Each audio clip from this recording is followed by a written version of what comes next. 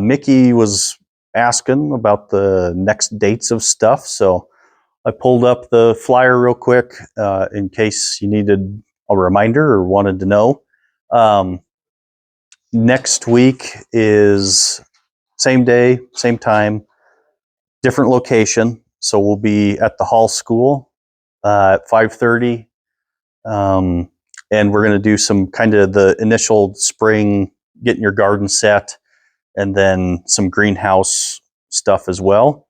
And the speaker that week is Patrick Mangan. Let's see, Janet and Carrie, he was the one who talked about fruit trees and vegetable gardening and all that stuff. So he's very knowledgeable extension agent. He just left the Missoula office, is headed up to the Flathead office. So, but he's still going to join us next week at Hall School. And then on May 10th, we'll be at the Phillipsburg Public Library. So we're moving up the valley every week. And we have our extension horticulture specialist, Abby Saeed, at that meeting. And she's going to talk how to build pollinator-friendly gardens and landscapes. So I think that's going to be kind of a pretty interesting topic that probably doesn't get covered a whole terrible lot of the time. So, but yeah, those are the next sessions we got for next couple weeks. And then, of course, I'm talking today about just some common gardening diseases. So I'll kind of cover the main ones you might see out there, and then there's some recommendations on how to manage those as well. But first, the disease triangle. This is basically how we end up with diseases in our garden and our vegetable gardens. And so you need the right environmental conditions. So I'll kind of show, certain, depending on what the disease is, they might prefer cool and wet or warm and wet. So the environment has to be right for disease to occur. You have to have existing pathogen there for the initial infection. Then obviously you have to have a host. And so in this case, we're talking whatever we're planting in our garden as the host. You might have weeds or something like that. That might be the initial host, and it could potentially be a source for infection into the gardening plants as well. But that's the basics of the disease triangle and kind of how all these things come into play and what we've got to consider. And so diseases can affect all the different parts of a plant. So this diagram of a plant, on the right, you have your unhealthy side. On the left, you have your healthy side. So essentially what happens with diseases and why they cause problems with plants. So on the right, if you have leaf spot or leaf wilt or things like that, something that's affecting the leaves' ability to photosynthesize and help the plant grow, that's going to affect the processes on the left. And so overall, your plants are less healthy because the disease is affecting something. Could be the root system isn't healthy enough. It's not going to be able to take up as much water or nutrients as it normally would, or as a healthy plant would. So we got to kind of think about the whole plant when we're trying to diagnose a disease problem. So I was curious, what's going on out there. So if you're not aware of the Schutter Diagnostic Lab, it's the diagnostic lab in Bozeman at the university there, and you can send them all sorts of samples and things like that.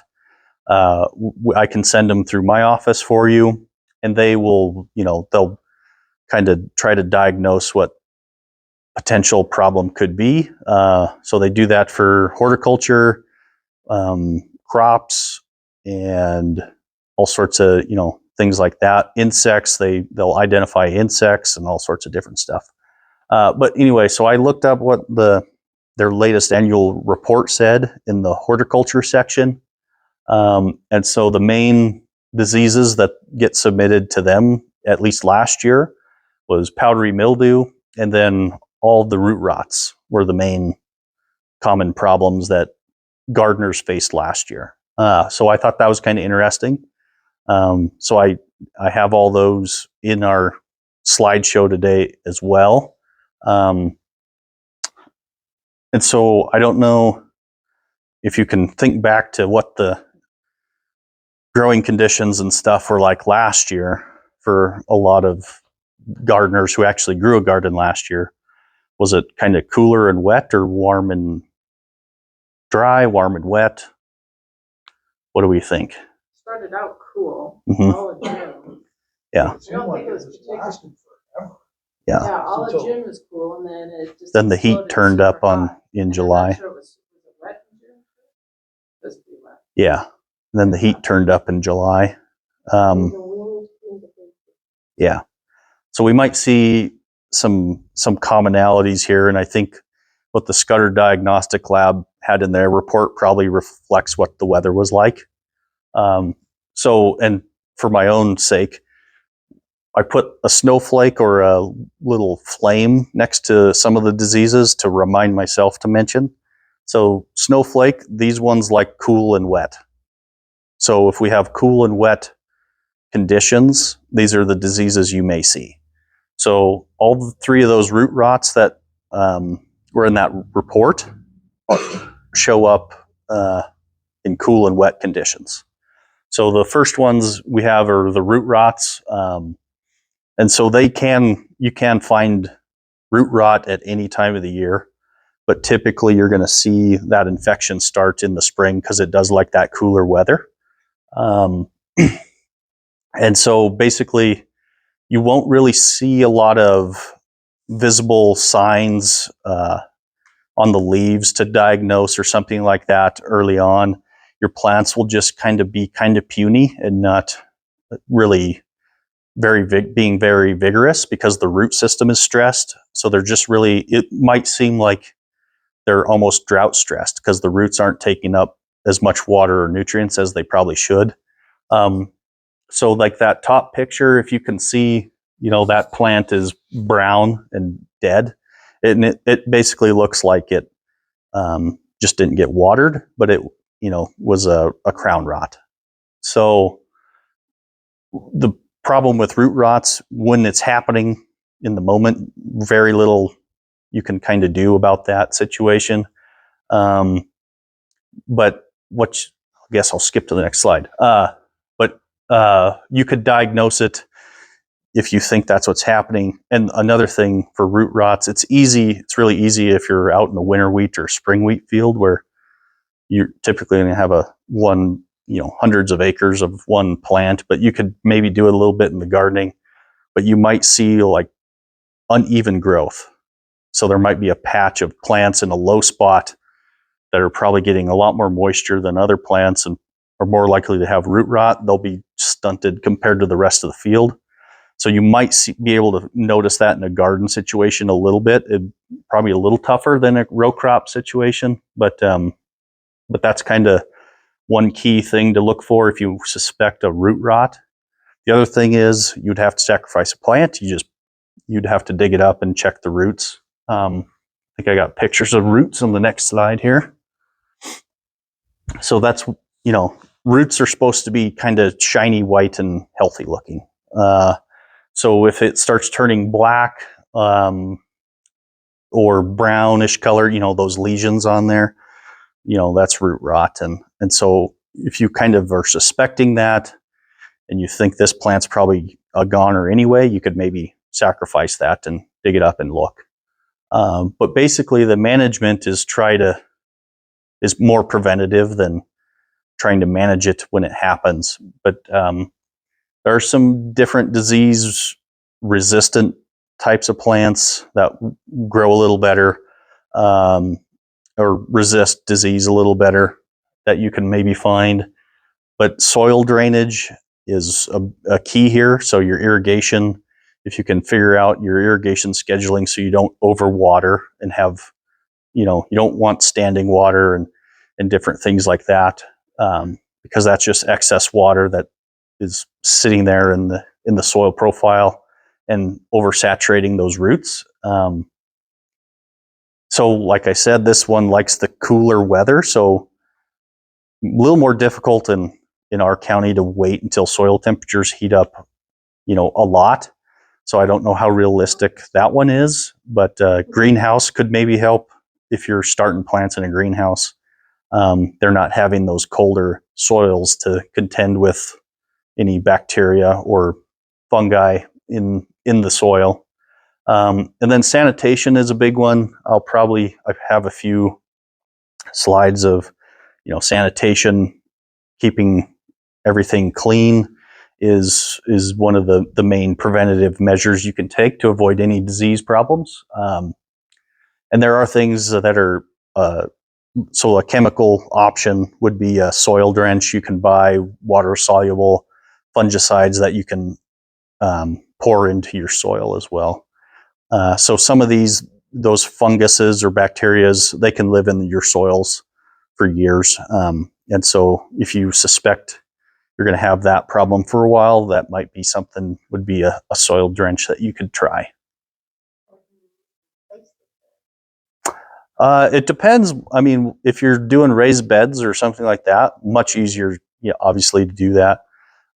If you just have a, garden out in the backyard, amending, and fertilizer's very similar. Trying to amend or change pH is another big one.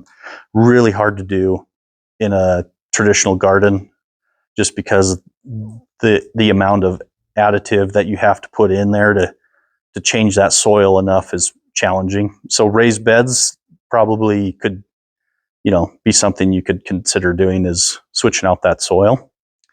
Yep. So Ben, Mhm. so one of the things Dee had asked me about was she bought this stuff called microrhizin, I think is what it's called. It's like a powder that she saw on something about, you put it on the seed thing when you pull it out of your start, and you put it in the hole. Oh. It kind of is like an anti. I guess it's supposed to help. Mm-hmm. Does it help with that, or is it? It's probably something, I'd have to look it up to be certain, but it might be like almost like a seed treatment type of thing.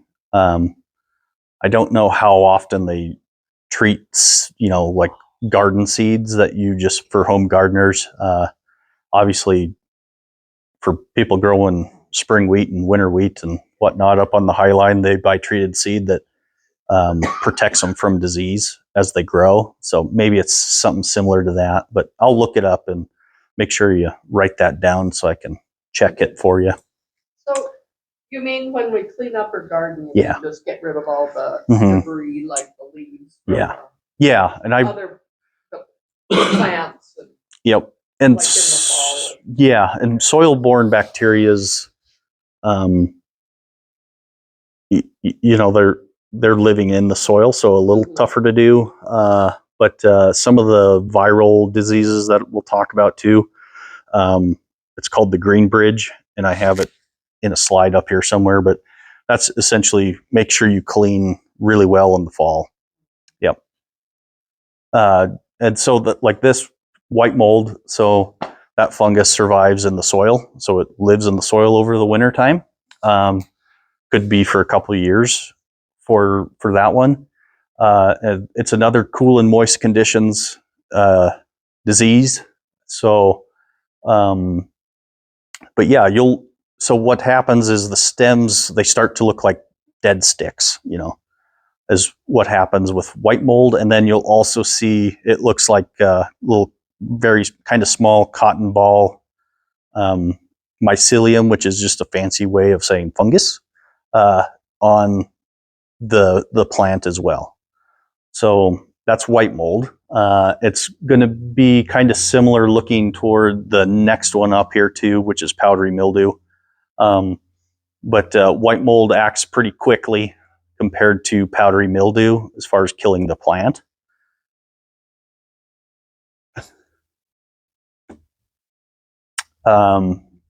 And so for the molds, airflow is a good thing. So plants that are pretty open, where there's, pretty good open canopy, you can get a lot more airflow.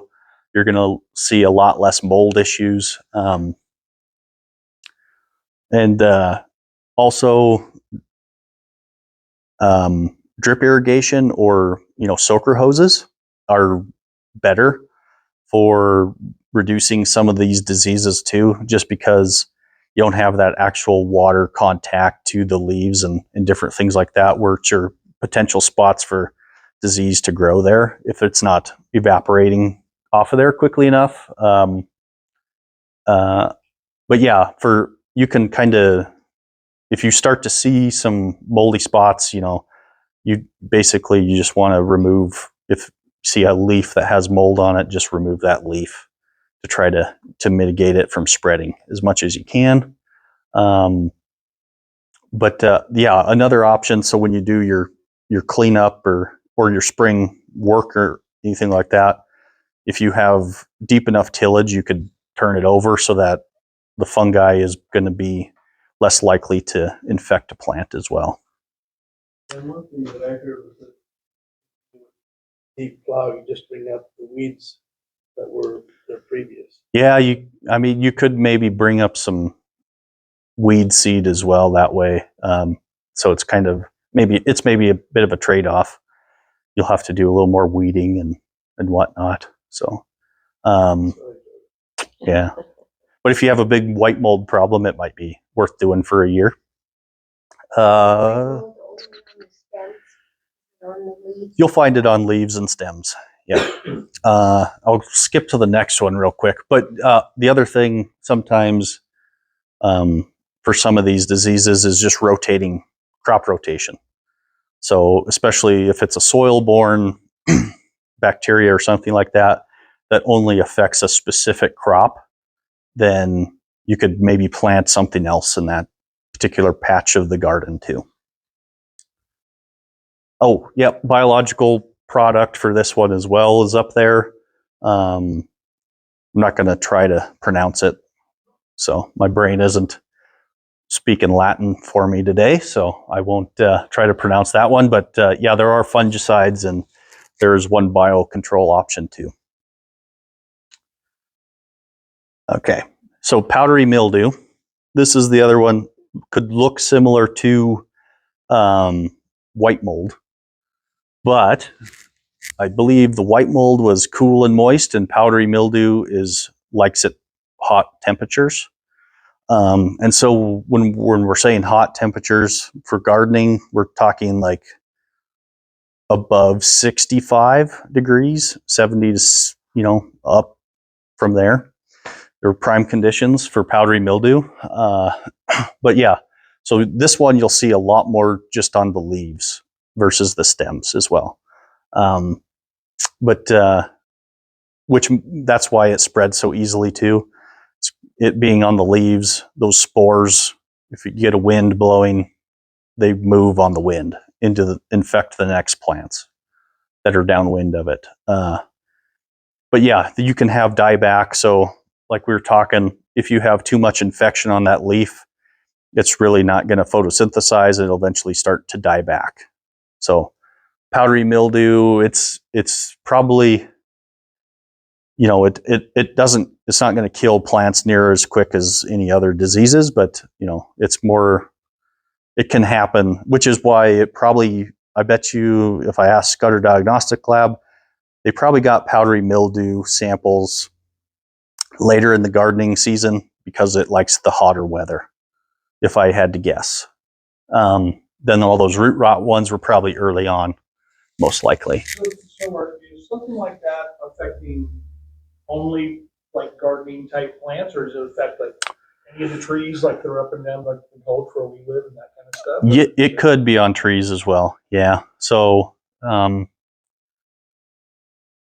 I can't remember what trees it likes though. Okay.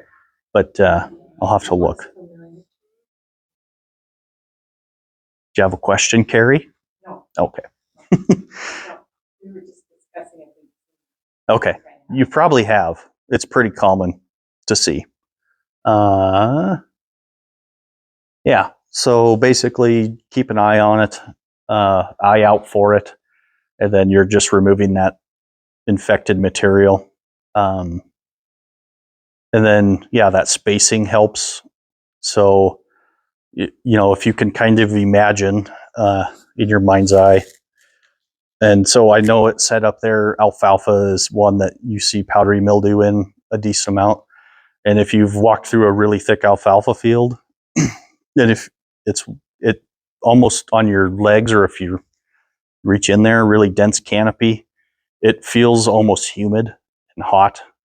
And so that's where there's not as much airflow and so that's where you get these powdery mildew problems. So yeah, really opening up, having a little bit more air movement is a good thing. This is one where cleaning up the weeds and things like that really helps, because this one can overwinter. And then there have been some studies I'll mention too. Copper as a nutrient will help with reducing the effects of powdery mildew. So Will help what? reduce. Yep. So it's a good thing if you Okay. have some copper in your fertilizer or something like that. Can help. Yep. Okay, so we'll talk about some virus type diseases. So the tomato spotted wilt virus, we have tobacco mosaic virus and cucumber mosaic virus. And the tobacco mosaic virus is a challenging one just because it can survive a lot. They have found that tobacco plants that are infected with that virus, even after the tobacco is processed through and turned into a cigarette, that virus could live in a cigarette. Really? So that's how tough that one in particular is.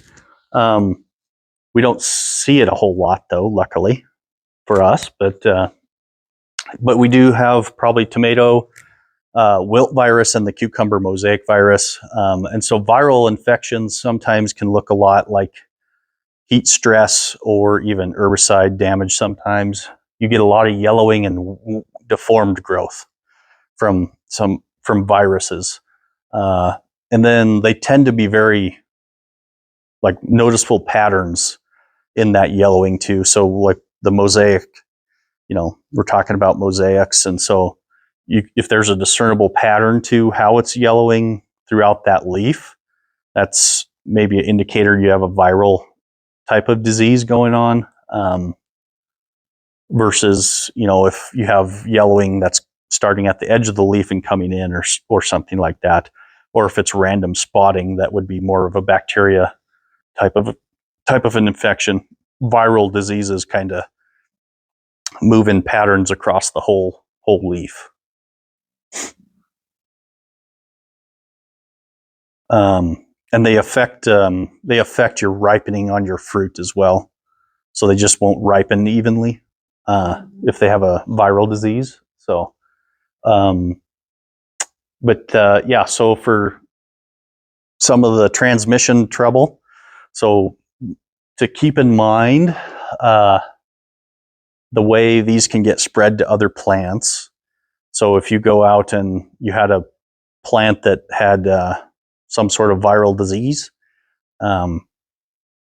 it can, and you prune it off, and then you go to a healthy plant or touched it or pruned it, that can infect that plant with that same viral disease. So sanitation on tools and different things like that, if you suspect that's the problem, is pretty key. And then insects pass on lots of viral diseases to plants as well. So you might notice aphids or something, but then the aphids disappear and all of a sudden you're left with some odd looking yellowing or deformity on your plant. So that could just be a viral infection that those insects were carrying. And then obviously if you graft a sick plant onto a healthy plant, you're going to infect that healthy plant. So that one I don't imagine happens a terrible amount for gardening. But yeah, prevention. So it's mostly prevention. You can buy certified seed. You can buy certified potatoes and all that stuff that are not going to start you off on the wrong foot. And then, like we already kind of talked, just sterilization of your tools and things like that. If you suspect that you had to just manage a viral disease problem is pretty important. And then, so if you notice that you have insects or things like that, controlling those other pests that are passing on that viral disease. So, and I think in the Master Gardener thing, I talked all the time more from a cropping standpoint, I think, most of the time, just because that's where my background is and not as much in the gardening world. But we would see wheat streak mosaic virus all the time up there. And that was mostly because if people didn't clean up the cheatgrass, that's where the disease on the edge of their field, that's where the disease would hang out over winter. And then it would infect the next year's crop. So, that prevention and doing that fall work can pay dividends the next spring. Okay, bacterial diseases. Has anyone seen this one, or does that look familiar? Black on it. Yeah, I think that one gets kind of, notice that one, where you start to see those black specks on the tomato. So this is another one. We got the snowflake up there, so it's cool and moist conditions for it as well.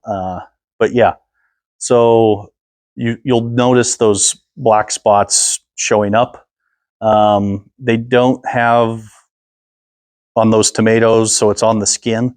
It really doesn't infect down in through the flesh of the tomato. It's mainly just on the outside part of the plant of the fruit. And then, obviously that's going to affect your yield and your quality, because those leaves, as that infection grows, it'll start expanding out of where that initial black spot is. That bacteria starts to grow.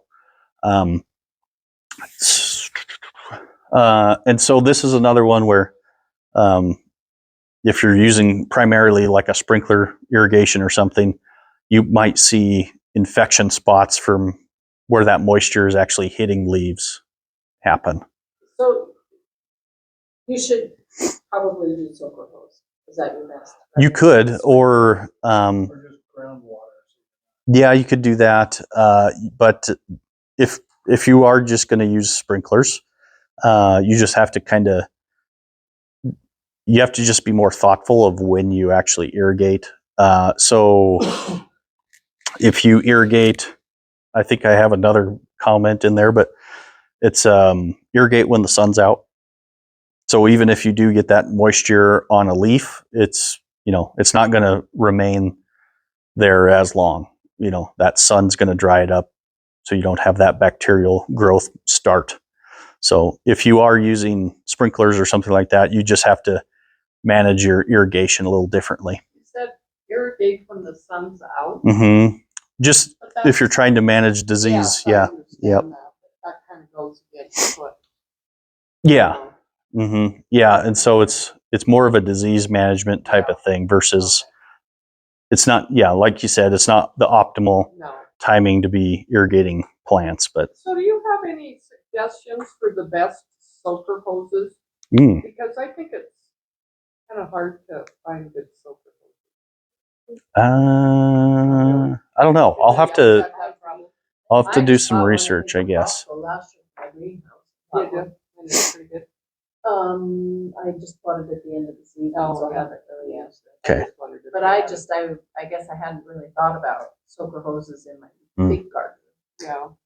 But is that obviously a more efficient way to do it? It is, yeah.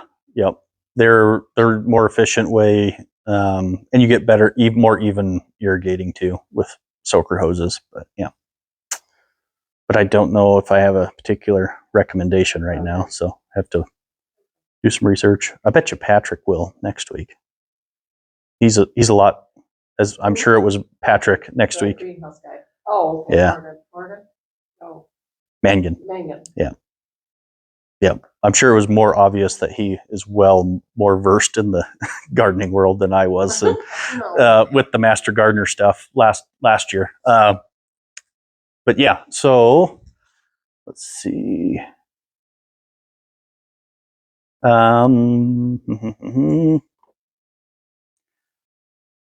Yeah, so kind of this very similar things. If you can do drip irrigation, the copper can help out here as well. So, but yeah, you're not going to once you have an infected spot, it'll be there. It's not going to disappear. So. But it doesn't. It's just on the flesh, or the skin. So doesn't really penetrate into the interior of the tomato or whatever. Yep. Okay, so for cucumbers, you might have, it's called angular leaf spot. And so as you might guess from the name, essentially you'll see these angular looking brown to yellow spots appear on the leaves. And so, they're going to turn gray and die. And like on those cucumbers, that infected spot on the bottom one there has turned gray and kind of hard. And so you'll just have dead tissue kind of from wherever those spots occur on your plants.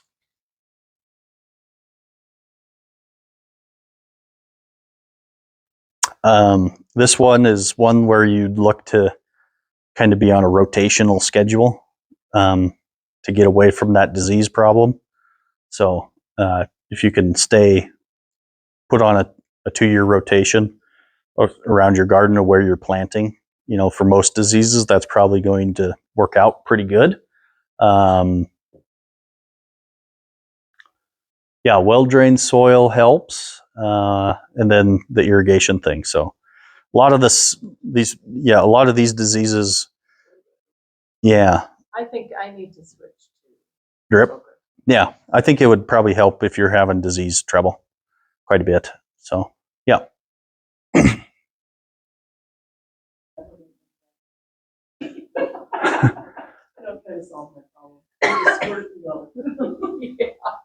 Here's another warm weather lover disease. So we're looking at your broccoli, cabbage, cauliflowers, those types of things for this one.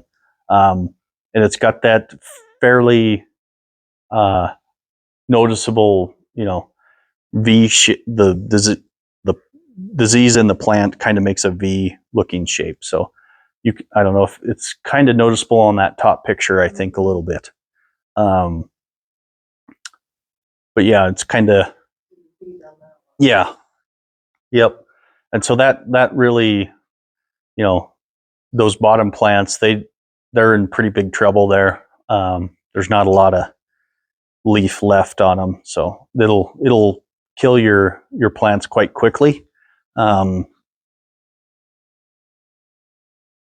So just rotating again. So having a good garden plan can actually help of where you think about where you're planting stuff. Yeah, well, just on a piece of paper and put it on the fridge. But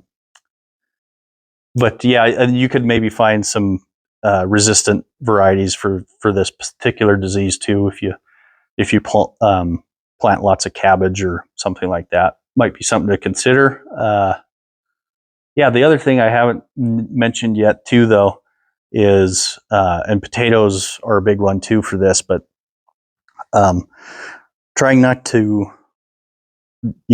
damage physically leaves or plants or anything like that helps a lot. And same for trees. If you're pruning or even mowing around a tree or something like that, I think I had some pictures at Master Gardener of shrubs and stuff like that got whipped up pretty good by weed eaters. But those are perfect places for an infection to start, is if there's physical damage to the plant at the beginning. So you want to avoid that as much as you can. Yep, sanitation, drip irrigation, and then copper. Okay. So this slide is courtesy of the Montana seed potato growers, because their big time operations in Montana actually is growing seed potatoes. Down there, kind of Townsend, Three Forks, Whitehall, Bozeman. That's how the Schutter Diagnostic Lab got started, was potato farmers. Their last name was Schutter, and they donated a lot of money to get that lab going initially to help diagnose diseases in potatoes. But yeah, they're really very careful. Potatoes are super, can't think of the word off the top, I'm trying to think of here, but disease can happen in potatoes really easily. So those big potato growers are, they want to make sure that they don't have their seed potatoes get infected and different stuff like that.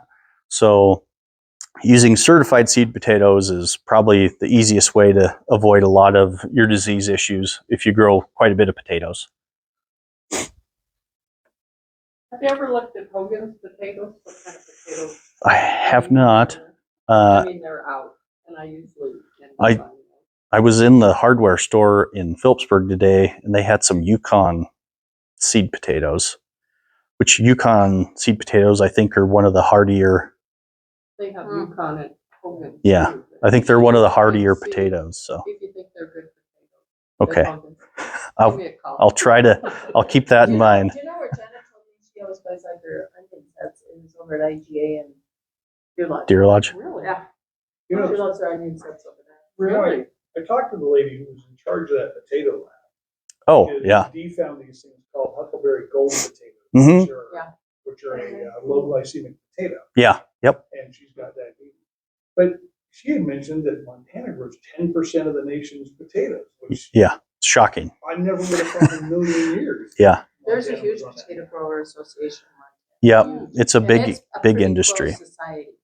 Yeah, it's a big industry. Yeah. Yeah, they're very careful with their crop rotations because if they get disease in their soil, then that impacts their potato yields and their potato crops for years. So they're very careful. But yeah, They're there's so short this year, they're using for eating. It's a really good story. fries. The news the other hash night browns. about farm in Churchill, Mm-hmm. just outside of Manhattan. But story goes that that's where Idaho gets their potatoes. They get the seed potatoes from Montana. And Yeah. then- yeah. Yep, and then they grow the actual eating potatoes in Idaho. Yeah, so Montana is a huge seed potato state. The truck traffic's starting to slow. Yeah, It started about early March, and the trucks, the semis are just unbelievable. Just because I'm on the road so much, I see all. Yeah. But it is just a constant truck. I mean, there'll be like 5-6 potato trucks at a caravan going back. I mean, they're going back to Washington, oh, okay, yeah, interesting. Moses Lake, that area. Yeah, I It's don't. unbelievable. And it's kind of starting to slow a little bit. Okay, I mean, I don't know that we grow a lot in the state. We don't grow a lot of the eating potatoes. We grow some. Obviously, the 4-H kids sell Montana grown potatoes, but and then I have a friend over in Terry, Montana, of all places, that they grow French fry potatoes. So Oh, yeah, but yeah, it is. Yeah, I don't think Montana is really known as a potato state. It's more, people think of it as wheat and stuff, and actually, very much, well, I guess, Golden Triangle. yeah, East is a lot of wheat. it is, and But not around. no, not around here. And then we've actually, I think we're the number one pulse crop state now too, which The are number peas, one what? pulse, PULSE, which is like peas, lentils, Oh. chickpeas. Yeah. And that's basically because North Dakota had such a disease problem. Pulse crop, those ones are really also very sensitive to soil-borne diseases. And so if you don't have a good crop rotation for those types of crops, you could be done for 20 years. And so North Dakota took a huge hit. They were number one, and now I think Montana's number one. That's mostly Eastern, isn't it? A lot of them are Eastern. There's getting to be more on the High Line as well. They were kind of talking to us about that in Deer Lodge. Were they? Deer Lodge has very unusual soil over there, and they were talking to us with Putting some in. chickpeas. Ooh. Deer Lodge years ago used to be a kind of a potato growing Yeah. area. Was it? Big potato. Yeah, Yeah. big. In fact, they used to grow a ton of potatoes. Yeah. Really? Yeah, that valley's interesting. I mean, it's very interesting. kind of a different world from ours. Yeah. But yeah, so blight in potatoes, that's another one that overwinters in, that residue. And so, yeah, you can kind of see like the very, the spots from blight are pretty obvious. There's, you can kind of see the rings in there that look like tree rings within that brown spot. And usually you'll notice it in the oldest leaves first as well. So, but yeah, you'll see a lot of drop in production if you have blight. So, so this is where, having good fertile soils or, fertilizing is a good thing to reduce the likelihood of potato blight. Let's see.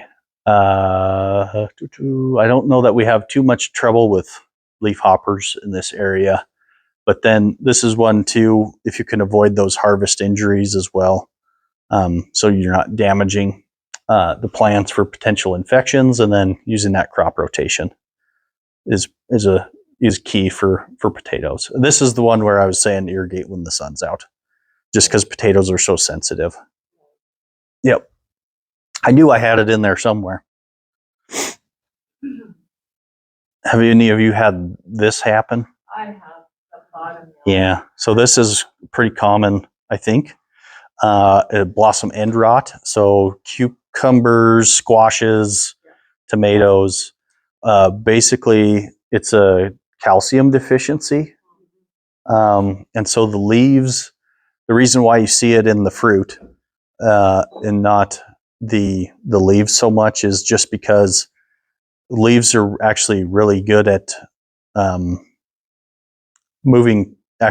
the calcium, where the actual fruits in the plants, they can't really, they just don't function as efficiently as the leaves. So the calcium doesn't quite reach the fruits near as well. And that's where you see the blossom end rot start to happen. Most of these diseases then not affect the fruit or something like that. That wouldn't be good fruit, would it? No, that would be, yeah, you wouldn't want to eat that fruit. It's just going to be really mushy, and yep, it goes into the fruit. Some of these other ones are like where it's got like the flecks on or the discoloration of the fruit. Yeah. Can you still eat that, or is that you could, good for you? no, you can eat it. A lot of those earlier diseases we were talking about, you're just going to see smaller fruit or reduced yields, or just the plant will die and you don't produce any fruit. So, so yeah, that might be, but this one in particular is like, obviously pretty noticeable that fruit is really damaged. Yeah. That's how you have the calcium. Yeah. And so that would be like so the recommendation, irrigate evenly. So, and I think most gardeners probably irrigate on a fairly consistent schedule, hopefully, somewhat.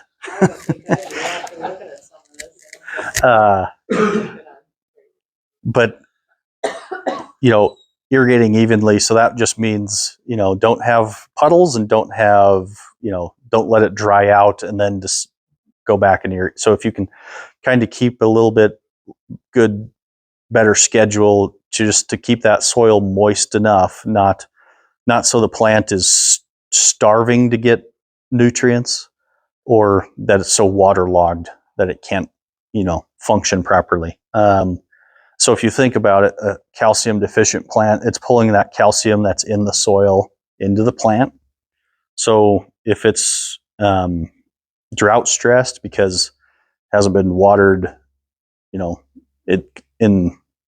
Basically, if you let the soil dry out or whatnot, it's really not accessing the calcium that it needs out of that soil either.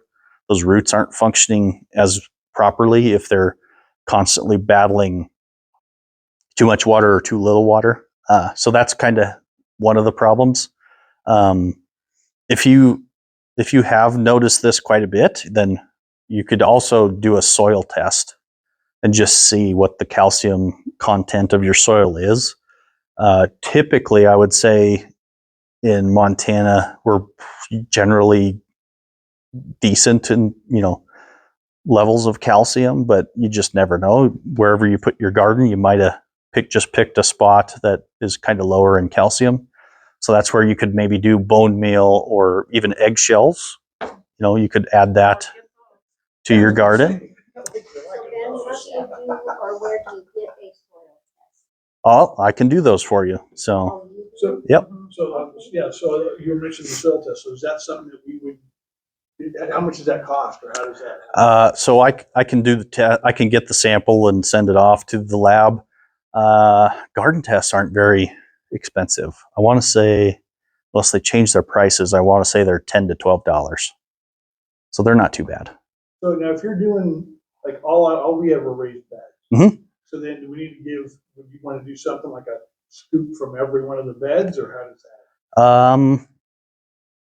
I would, I don't know, that's tricky. You gotta With remember, the- Something like I didn't could you get on tell us to go down like Amazon or 8 to some 12 group, inches or something? Yeah. So that's the other thing. And if you're doing it on your own and bringing me the sample, yeah, you want to go 8 to 12 inches deep. And so if the soil all came for your raised beds, if the soil all came from the same place, you could probably just send in one sample. That's how I would probably manage it. But you could get it from different places and then mix it and then fill your sample bag. You kind of do want to do some random spots throughout the garden to get a good idea what's going on.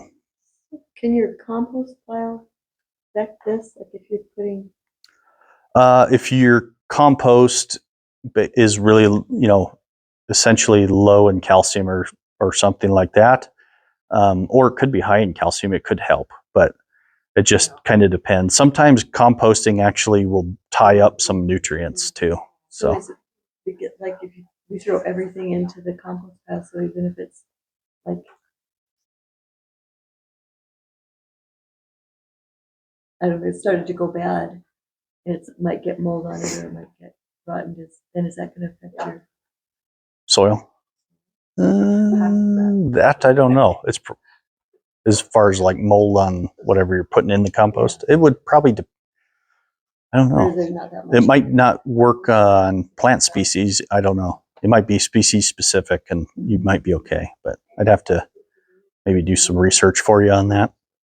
Those plants that you clean out your beds in the fall, Oh, you don't want to put that in your cup. no, because they might have disease that would overwinter in your compost pile. Yeah, in that case. Yep. Oh, I'm not repeating the questions for you, Tim. Yeah, I agree. Hopefully it's catching the audio. Okay.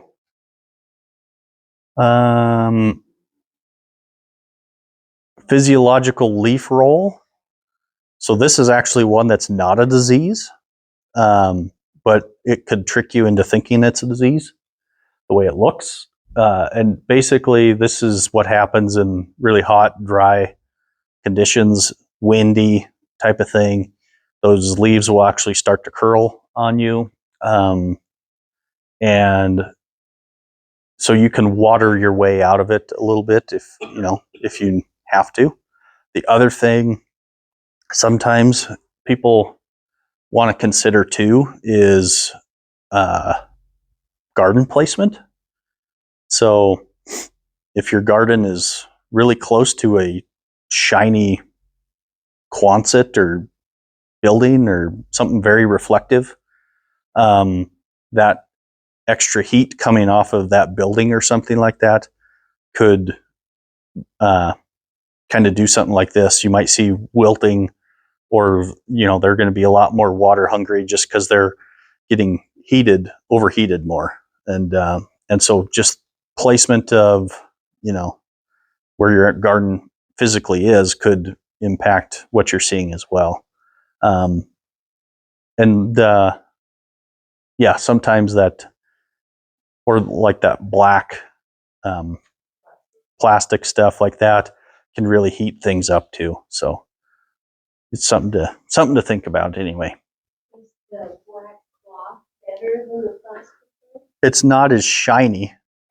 It's still going to kind of attract and retain some heat though, but yeah. And even the ag teacher, he was just in here before the presentation. He mentioned something, and I can't remember what they were planting, but they put in really shiny wood chips for mulch, and they were really reflective and burned up leaves as well. So, yep.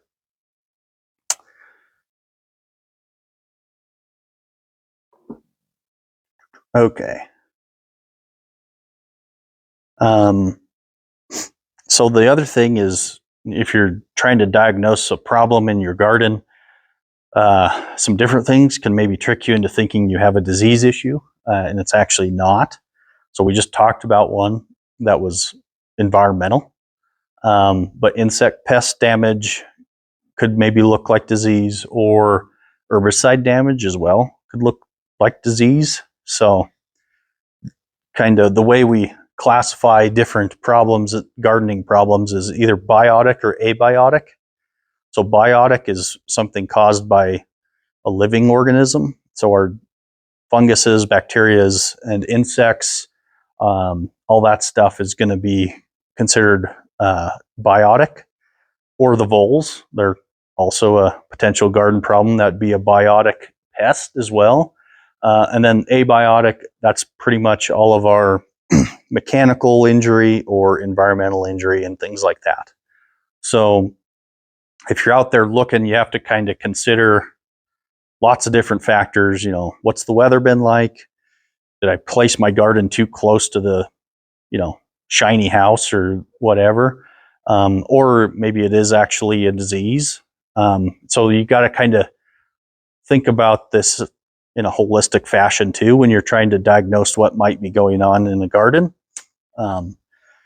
So for example, you might have curling leaves going on. So every picture is something different. There's just a lack of water, herbicide residual, aphid damage, and one is a virus. Can you tell which ones are which? I can tell some of them off the jump, but other ones I might need to know more information about.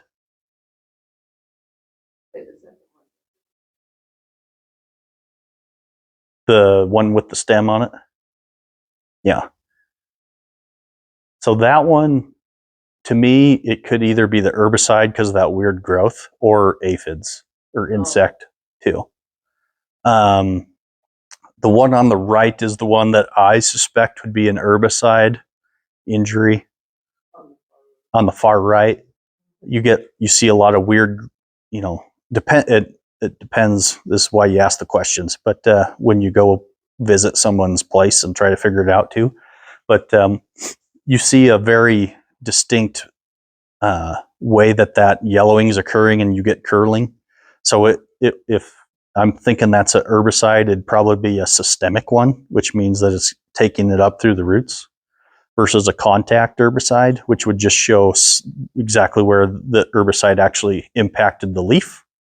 And so those were the two that I would, kind of categorize that I can kind of tell. The other two, I'm not exactly sure.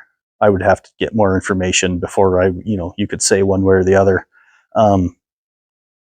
Kind of a funny story, I guess. Probably not for the person whose garden it was, but this is why I have to ask the questions all the time. And the more information I have, the better off I am as far as diagnosing the problem. But I went out to a garden, and they had plants that were just growing very weird or not well at all. Kind of similar looking to that. Lots of leaf curling. There's something called fiddle necking. So if you can put, what the end of a fiddle looks like where it spirals, that can, happen for herbicide damaged plants. So that was occurring. So I was fairly comfortable saying that it's most likely an herbicide issue, was my first guess. But, I was talking to them and asked if they had applied any herbicides anywhere near the garden or whatnot. And they said that they had used Roundup just on the edge, like on the grassy outside of the garden. And so the thing about that particular herbicide, it does not move through the soil at all. Once it hits it has to hit active green growing material to actually kill plants. So they said they used that before they even planted the garden, just to get kind of rid of the cheatgrass and things, but didn't use it within the planting area at all, just on the edge. And so I was like, well, and we had a bunch of rain. And so like, well, it definitely could not have been the Roundup, because that's not going to move down through the soil and down through the garden. So it's like, this is weird. So I'll take pictures and I'll send plants to the lab. And I was just about to leave. And then they said, well, actually, I have the jug of chemical that I used. And I was like, all right, let's take a look just to make sure. And it was Tordon. Oh. And that chemical is very notorious for leaching through the soil, especially if there's water to push it there. So I was like, well, that one in particular also will stay in the soil for a while. And so essentially, you're not going to be able to grow things in that part of the garden, And so, I mean, that was one where it's like, you have to ask the questions and get a lot of the information to accurately diagnose the problems. And so it was just kind of one of those things where they really didn't know what they had. And I'm very glad that I'm sure the lab would have told me herbicide damage, but I wouldn't have been able to. I would have just assumed that, okay, there must have actually been plants there that got drifted with Roundup or something. But if she had not shown me that jug with that label, she probably would have planted in there the next year and would have had the same problem. So getting all the information is pretty important when you're trying to diagnose plant damage and plant injury. So that leads, I think this is my last slide, the things to think about. I thought about making a whole quiz about showing you a picture, what's this, what's that, but I didn't. So I saved you. I saved the teachers from getting tested. Yeah. So things to think about is the damage to only one plant species. Is it only impacting your potatoes, or is it impacting everything? So diseases can be very host specific. If it's impacting everything, maybe that would lead you to think it's a watering issue or fertility, or something that's not a disease or chemical. So how's that damage change over time? Is it getting worse as it goes on, or was it just it appeared one day and that was it? So if it was like a hailstorm or something like that, that damage is in there from where the hail actually hit, but it doesn't really, the disease isn't you're not seeing a spreading like a disease would spread. Just the impacted leaves that are the ones that are damaged. Although hail can be a initial cause for a disease infection later on too. So sometimes they can be additive in that way. Let's see. And then biotic diseases, like we were just kind of saying, you'll see more of that sign that they're growing. You'll see maybe actual mold or oozing from a bacteria, or a cyst, or if you happen to see insect pests, that could clue you into, okay, maybe that insect pest was infected us with a viral disease. So just kind of some indicators to look for can kind of lead you down the right initial direction. So, but yeah, I think that's my last slide here, if I remember correctly. Yep. So do we have any questions? I noticed in one of your slides where it was the abiotic and the biotic, you had nematodes, which I think you talked about last year being kind of a help for stuff like grasshoppers and crickets. So how is there like a point where that becomes too much, and how do you... So it's specific to the species of nematode that you have. Yep. So there's the good ones that are, taking care of grasshoppers and things like that. And then could be a different species that is feeding on your plants. So, okay. Yep. Species specific on those. So, want me to go back to the other slide, Carrie? What was the third one? What is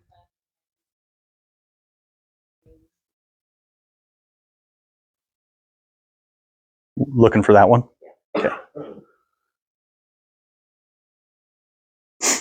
Charlotte asked me to ask you. Okay. And all plants, when you plant them, can you plant the dirt up over the root ball? Because she transplants a lot. Okay. She'll start these things and she'll put them in a bigger thing. She's got like 50 starts going. Let's see. For transplanting, I know you don't want to go for trees. I can remember where you're supposed to go up to, but for garden plants, I know, like with tomatoes with all those hairs, the deeper you plant them, the more they'll root out. Yeah. They just, if you plant it, like when you get that first start, Yeah. you plant it right up to the first set of leaves, that whole thing will start rooting out. Yeah, that's right. I can't remember what that's called. I was just reading about it here this year at some point. I remember now. But yeah, tomato plants, you can dang near plant them deep enough where they're sideways under the soil. But I can't remember what they call that. She knew that, but she just wasn't sure about Yeah. anything else. Okay. Man, I don't Is there a good know. website to go to find out? Kind of odd. If she has, yeah, I mean, I can pass those questions on to our horticulture specialist too. But whatever specific plants she has questions about, just let me know so we can get her an answer. That's more than just a guess from me. Or ask a master gardener. Yeah. Maybe they remember. And too, honestly, I've done this. I went digging around on the MSU site. Once you get into their horticulture and that gardening stuff, there is like resources. There really is a lot of. We have, I don't know how many Mont guides and different publications in the horticulture stuff. So there's a lot of resources in there, but sometimes if we have pretty specific stuff, we get a hold of Abby with that question too. So, yep. So has anybody planted potatoes or peas yet? I mean, people say you should plant them earlier, but I usually Peas don't. too? Peas, potatoes and peas should be planted. They're cool season plants, so yeah. I usually wait till, Memorial. Yeah, Memorial Day is kind of the But I just wondered, is it, target date. I mean, I've heard of people kind of planting like now, potatoes and peas. But then you just think they probably rot in the ground. Yeah. Not warm. No, I wouldn't. I should have grabbed a thermometer so we could actually look at what it was. But it's probably a lot of the like peas, I think, are like a 45-degree soil temperature threshold, I think, which I don't believe we're probably there. So, No. yep. They don't They don't. Yeah, they're definitely a cool season plant. Love the cool peas and potatoes. Yeah. So Well, thank you, Ben. you're welcome. Good job. Yeah, very Yes. informative. Yeah. So we hope to see you and more people next week, hopefully. Hall School. All school. 5:30. All spread the word. All right. Thank you all. Thank you very much, Ben. You Yeah. bet.